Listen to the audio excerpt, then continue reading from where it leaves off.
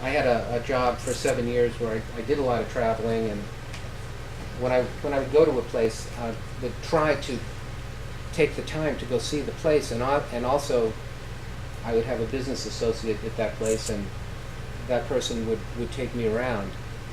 And so you're going to hear some of that in some of these poems. This one is called Writing Off Argentina. And it's from my first book, which is called The Incentive of the Maggot. And I was in Argentina in the year 2000. This was just before the internet bubble burst in 2001, and when everybody's IRAs went down the tubes the first time. And but in 2000, before that happened, Argentina was going through a huge economic problem. It was in all the business magazines. So this is called Writing Off Argentina. Oh, one thing I want to say. Jorge Luis Borges. You know that Mario Llosa has just won the Nobel Prize. Borges, perhaps you may agree with me, maybe not. The greatest Latin American writer of the 20th century, I think. Never won the Nobel Prize. And I think it's a pity. But anyway, Borges is mentioned here because I love it. Writing Off Argentina. This morning the peso is free-floating above the unstable world of Borges. He knew Buenos Aires was not a city to die in. Geneva was that much closer to the other world.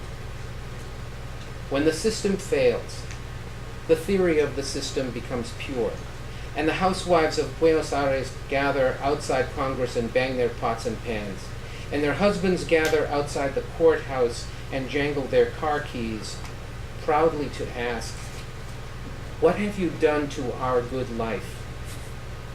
Brazilian joke. Why do Argentines run outdoors when there's lightning? Because they think God is taking their photograph. Borges asked, what man has never felt that he has lost something infinite? When the economy falls apart, you feel that loss. Plus your pesos deflate to illustrate. Yesterday on the Avenida Borges, we lived in this world. But what were we like?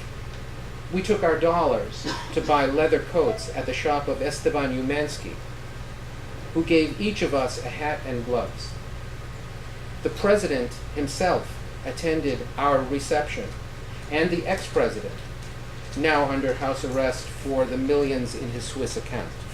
So the Argentines go to Switzerland to hoard and die, and we go to Buenos Aires to shop and live. When Borges went to Geneva to die, the Argentines thought it was some kind of poetic conceit. They were too cocky to see he had given up trying to express himself.